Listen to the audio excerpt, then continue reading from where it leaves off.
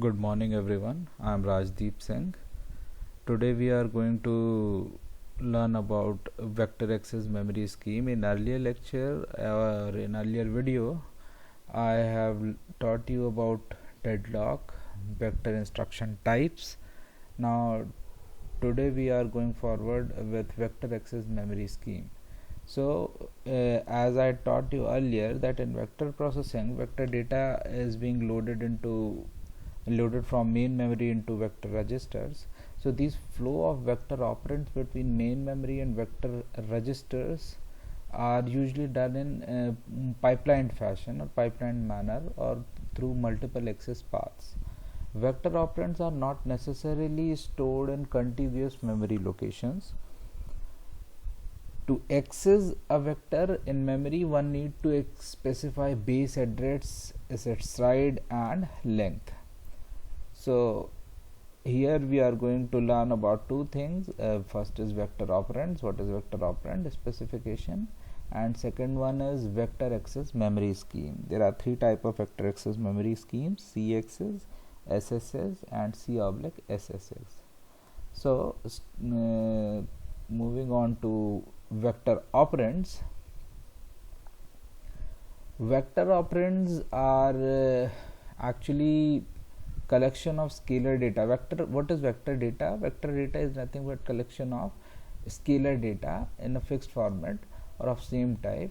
Vector operands may have arbitrary length and they can be stored at different locations of the memory. So it is not needed that they are stored at contiguous location. So to access such type of data, we need some simultaneous or concurrent access through some method or through some organization so that we can access more than one word of memory at a time. So to access vector data in memory, one need to specify what is the base address of that vector data, what is its stride and what is its length. Each vector register has a fixed number of component register. Therefore only a segment of vector can be loaded. Now if suppose vector data is longer than that or too long, then it is segment by segment, it is being loaded segment by segment and part by part. Now vector operands that is to be accessed should be stored in memory and should be allowed for parallel or pipeline access. How it is accessed? This was about vector data or vector operand. Now how these vector operands are being accessed and loaded into the vector registers. So there are three approaches by which we can access the vector operands. First one is C access memory organization, second one is S access memory organization, and third one is C/X access memory organization. Actually C stands for concurrent access, S for simultaneous access, and C/S is combination of both the former approaches, that is concurrent and simultaneous access. One by one we will have a look about what are these memory organizations are about. So first one is a C access memory organization, and as you can see in this slide, it is clearly written that it is M-way low order interleaved memory structure. So as you have learnt in unit 2 about memory interleaving or interleaved memory organization, there were two type of interleaved memory organization. One was low order interleaving and one was high order interleaving. So C access is exactly same as low order interleaved memory organization. If you remember, you can I taught you about low order interleaving, that batch access was possible in low order interleaving, whereas in high order interleaving it was not possible. So here the application of that low order interleaved memory organization is here. So whenever you have to define C access memory organization, you have to exactly define what you have defined in low order interleaved memory organization. Here C stands for concurrent, obviously, and as in low order interleaved memory organization, low order A bits were used to select the modules, and high order B bits of the address were used to select the word which is to be read within each module. Now in this block diagram, CX's memory organization, you can easily correlate it with low order interleaving, because it is exactly same diagram where let me explain you. This is the memory address, which has been divided into two parts.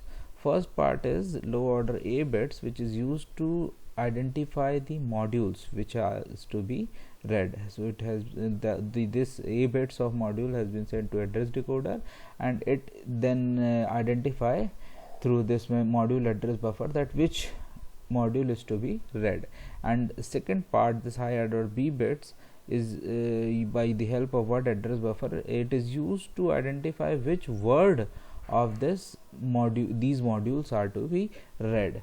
Now one thing which is to be remember in this low order interleaved memory organization, or CX's memory organization, actually, that organization of memory modules, what is these? What are these? M0, M1, M-1? These are M logical partition of memory. And how it is organized? So if 0th word of the memory is stored in first block, then next, that is first word, will be stored in next M1 block, and second will be in M2 block, and so on.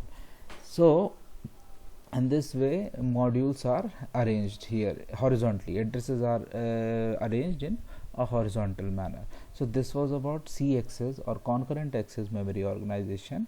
Moving on to S-axis memory organization. S stands for simultaneous, as I told you, and here low order interleaved memory organization is slightly rearranged, so it allows simultaneous access. What is difference between simultaneous and concurrent? Actually, in concurrent access, few number of modules are read and few are not read. It depends on requirement what modules are to be read. But here in S-axis memory organization, all the memory module will be accessed simultaneously in synchronized manner. All the words will be read at a time, and all the memory modules will be accessed. No memory modules will be left.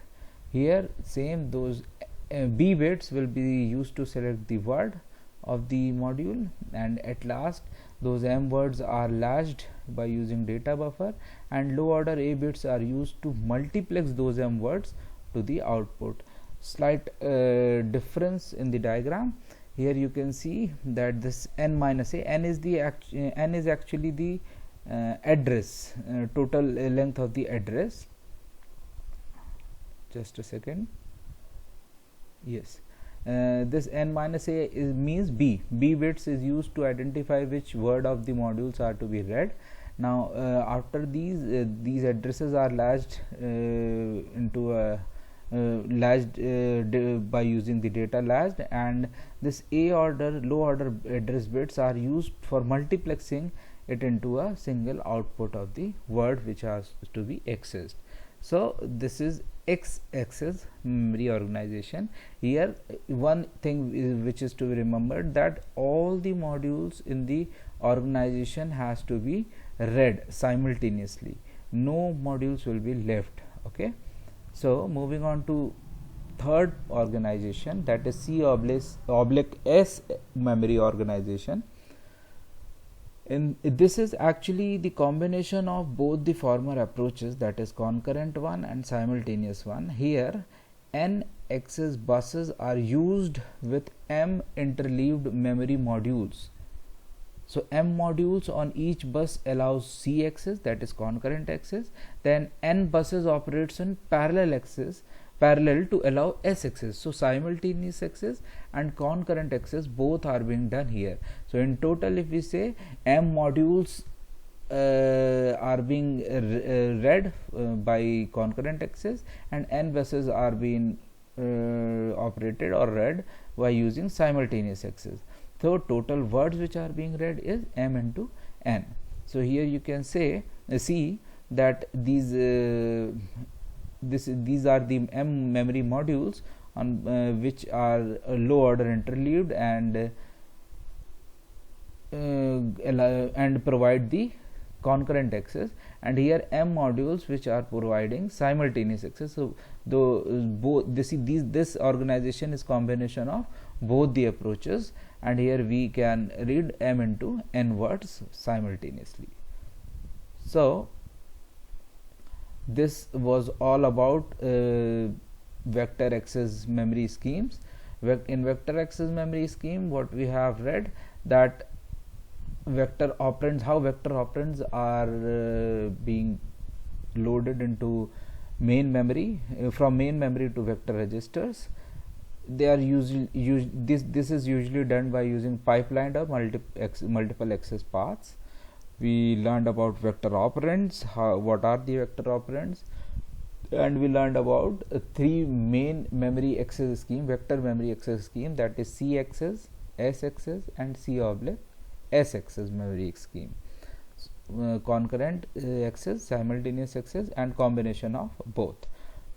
So in next lecture we are going to learn about SIMD computer organization. So till now, if you have any doubt, you can post me on comment of this video, or you can directly message me on WhatsApp. I'll try to resolve it as soon as possible. As an experimental basis, to enhance the quality of these video lectures, I am posting this lecture by preparing its video beforehand, because till now we are actually giving you lectures on FB Live, which was not that much clear and was blur. So on the experimental basis, I am making this video beforehand and will post it at the same time when I was giving FB Live, and for that half an hour I'll be online to entertain your queries, and will try to resolve it there and then. Thank you so much.